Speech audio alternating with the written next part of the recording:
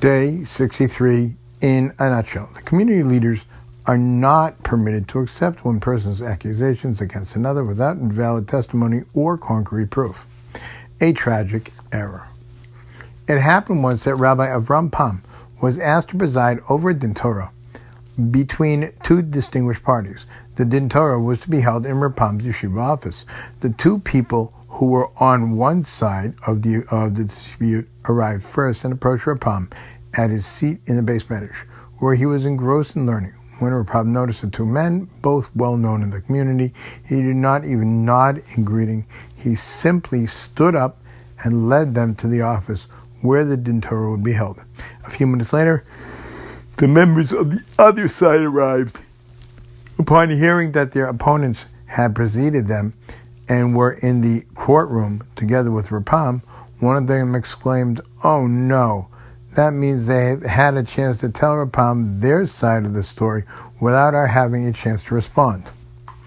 The Talmud of Rapam responded, "I am sure that my Rabbi would not allow them to say a word before the other side is present in the room." He was right. Resolving disputes requires wisdom, patience, and, most of all, impartiality. A judge or mediator who even slightly favors one side in an argument has no right to judge the case. In this segment, the Chafetz Chaim bemoans a situation that could happen in a community whose leaders wield considerable power. Many people make a mistake in these matters.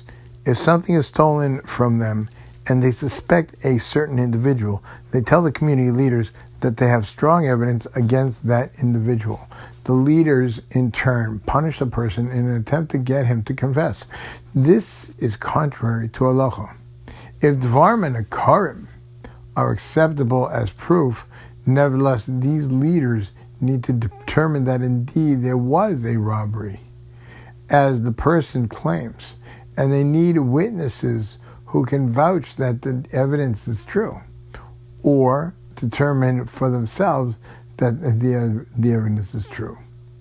They have no right to rely on the claimer and punish a Jew without causing without cause.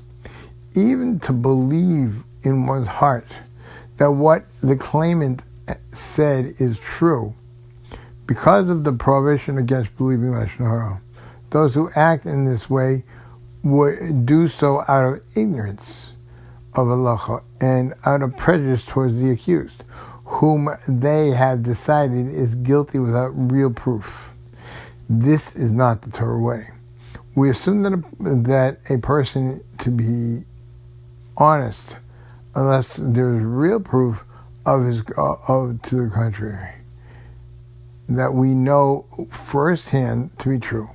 We also have to be absolutely certain that there is no way to give the person the benefit of the doubt so that his actions can be interpreted in a positive way.